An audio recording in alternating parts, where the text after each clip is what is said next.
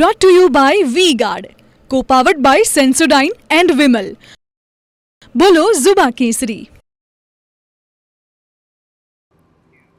સમાચાર સુરતથી. સ્મીમેરના તબીબે એમ્બ્યુલન્સના ધંધાના નામે કૌભાંડ કર્યાનો આરોપ. એમ્બ્યુલન્સના ધંધામાં રોકાણના નામે 5.24 કરોડનું કૌભાંડ કરી ફરાર. તબીબ અને તેમના સાથીઓએ સારા નફાની લાલચ આપીને પૈસા પડાવી ફરાર. ક્રાઇમ બ્રાન્ચે ગુનો નોંધીને તપાસ હાથ ધરી છે. ડોક્ટર હાર્દિક પટવા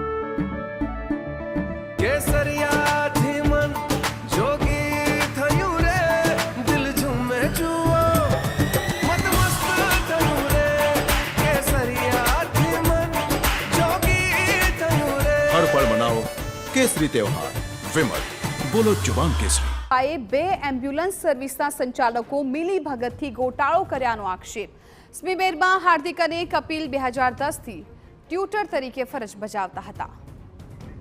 સંવાદદાતા બળદેવ સુતાર વધુ જાણકારી આપી રહ્યા છે. બળદેવ, શું મળી રહી છે વિગતો અત્યારે આ મામલે? જે રીતે સુરત મહાનગરપાલિકા સંચાલિત સ્વીમેર હોસ્પિટલ અવારનવાર જે વિવાદમાં આવતી હોય છે, ત્યારે વધુ એક જે સ્વીમેર હોસ્પિટલની અંદર ફરજ બજાવતા ડોક્ટર હાર્દિક પટવા નામના જે છે તેમને મોટા પ્રમાણમાં જે એમ્બ્યુલન્સના નામે ચીટિંગ કર્યા હોવાની જે ફરિયાદ છે તો સુરતના ઇકોસેલ જે ક્રાઇમ બ્રાન્ચ છે તેની અંદર નોંધાઈ છે.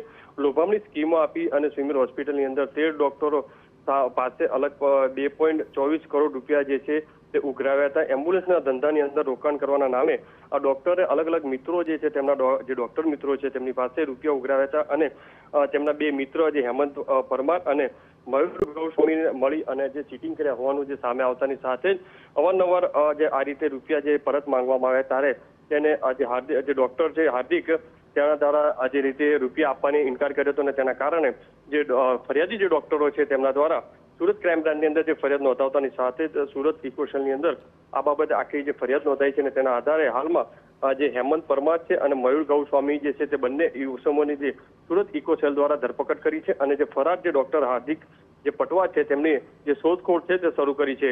મહત્વની વસ્તુ એ છે માત્ર હાર્દિકે અહીંયા સુરત જ નહીં પણ અમદાવાદ, વડોદરા અલગ અલગ શહેરોની અંદર પણ આ રીતનું મોટા પ્રમાણમાં ચીટિંગ કર્યા હોવાની જે વિગતો છે તે સામે આવી રહી છે. જી બિલકુલ બળદેવ, આભાર માહિતી બદલ. તો એમ્બ્યુલન્સના નામે કરોડોનું કૌભાંડ આચર્યું છે.